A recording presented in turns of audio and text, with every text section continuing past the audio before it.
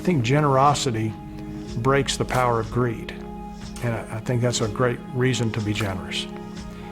Our first year, 1986, we had $50,000 that God provided that we were able to send out to ministries.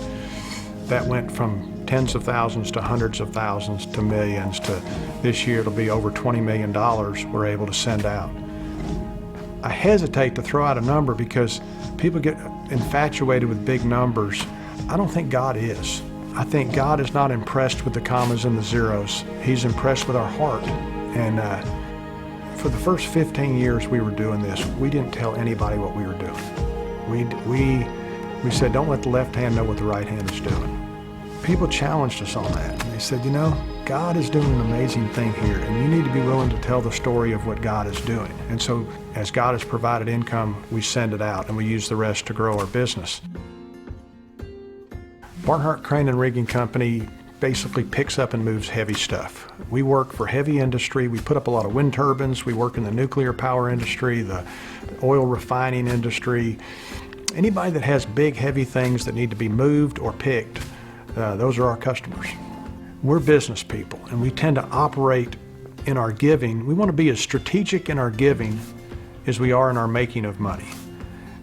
So we want to be intentional. We call it investing rather than giving.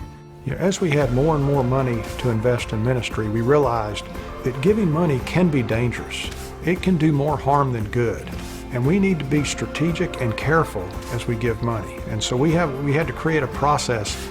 The Grove Group was our answer to trying to figure out how to make the decisions about where the company money goes. We didn't want to have one individual making those decisions. We thought it would be better to do it as a group. Grove is an acronym for God's resources operating very effectively. And it's not our claim, it's our goal. And we wanted to bring the people in the company who were making the money, allow them to be part of giving the money and making those investments. We decided early on to give away 50% of our profit. We decided that because the tax law in our country allows us to take a tax deduction for 50% of our profit. The government is subsidizing our contribution by 40%. We wanted to go beyond that, and so we came up with some creative ways of giving. So when we have a piece of equipment that we no longer need, instead of selling it and having recapture and a tax bill, we give that piece of equipment away and the charity sells it. We gave away almost all of our real estate, and we lease our real estate back from a charity. And so that channels money to the charity that's an expense to our business. We realized there's a million things to give to, and we wanted to figure out what God wanted us to focus on. And we do due diligence on organizations, and we ask a lot of hard questions, and we want to invest in organizations that have good leadership, that have a coherent strategy, that have a good track record.